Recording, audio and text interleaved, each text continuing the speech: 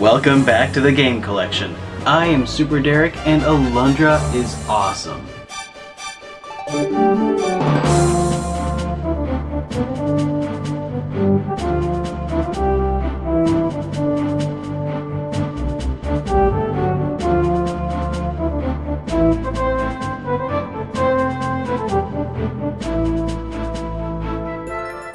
Way back in episode 5 of the Game Collection, I talked about Landstalker, an awesome action RPG for the, get this, Sega Genesis. You know, it's been a long time since I reviewed a game for the Sega Genesis. Maybe I should consider making my way back to that console sometime soon.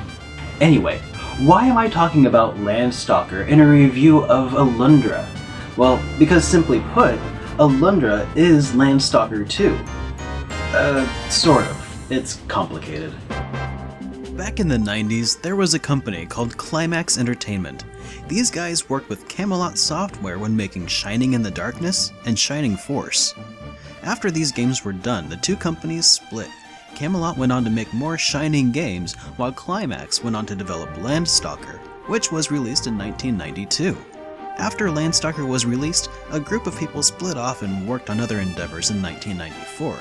But we'll get back to them in a minute. In 1995, the remaining members of Climax put together a follow-up to Landstalker called Ladystalker. Allow me to take over from here, Derek. Yes, that Japan-only sequel was called Ladystalker, Kakko Kara no Chousen, but also known as the Apocalypse Engine. In this game, you play as the titular lady, a woman of privilege who wants to live a life full of adventure and freedom. Nope, not today, Jimmy. No, not this again, you son of a... Maybe some other time. Anyway, remember that group that split off in 1994? They formed Matrix Software and developed Alundra, which bears a much more striking resemblance to Landstalker than to Ladystalker in both terms of gameplay and design. Because of this, as soon as I booted up Alundra, I was hooked. But that shouldn't be any surprise to anyone who's familiar with the fact that this game was localized by Working Designs, a company renowned for their quality of work. In Alundra, you play as Alundra, an elf who unsurprisingly resembles Nigel to the T. This time around, our hero is a silent protagonist who gets stranded on an island after a shipwreck. He comes to in a town in the midst of a crisis. People's dreams have been plunging their town into utter chaos.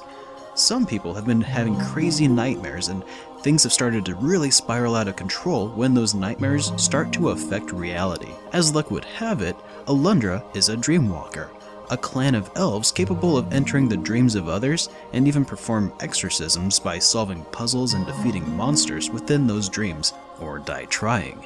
Speaking of death, there's a lot of that in this game, and because each person in this game was given a distinct and lovable personality by the Working Designs crew, when they go, you really feel the loss. These dark themes reminded me of some of the darkness from Soul Blazer, but brought to life on a new level, something that was much improved over Landstalker. But the improvements don't stop there.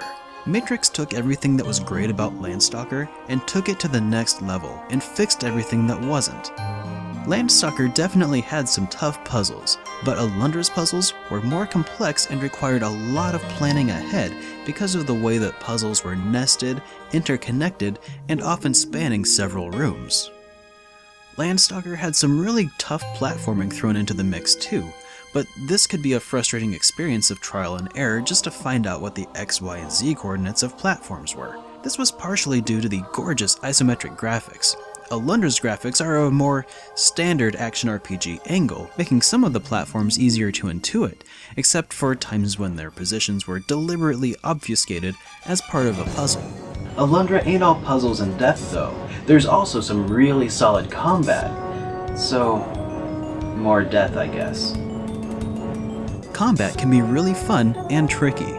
There aren't a huge variety of enemies, but that's alright. The enemies that do exist are varied enough that they require unique strategies for offing them quickly.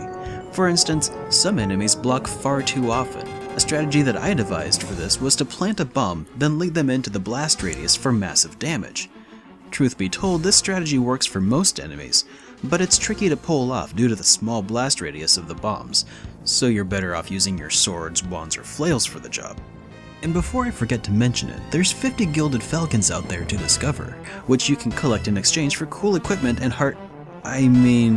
diamond containers.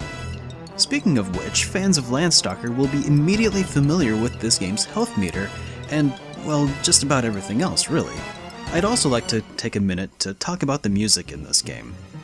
I don't know a whole lot about music, but I do know that this game just nails it, and that the team was really conscious about their use of silence, which is something that I think a lot of people just tend to overlook in these games. Sometimes during the dark or eerie moments in the game, the music will fade away, leaving you to the game's sound effects and your own thoughts, ramping up the tension. Since the release of Alundra, Matrix Software has had their hands in a lot of different projects, including Dragon Quest and Final Fantasy titles. But before moving along to these projects, they did give Alundra one more title, Alundra 2, but that's a game for another day. Complete copies of Alundra ought to run you around $40. I was able to grab a copy for around $30 back at the Portland Retro Gaming Expo. Unfortunately, I didn't notice that mine didn't come with a manual until I came home. However, it did come with a very nice fold-out map and foil box art. If you played Landstalker and liked it, you owe it to yourself to play Alundra. And if you played Landstalker and found something in there that just didn't appeal to you, you still owe it to yourself to play Alundra because they've just improved upon the game in that many ways.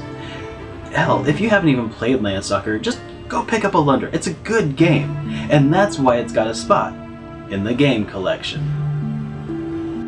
Hey guys, I'd like to send a special thanks to my buddy Jimmy Hoppa for allowing himself to be the butt end of another gag. If you didn't get the reference, check out our collaborative review of the Grandstream Saga. And while you're at it, go check out his channel, because I personally vouch for his quality of content. Oh, and thanks for watching.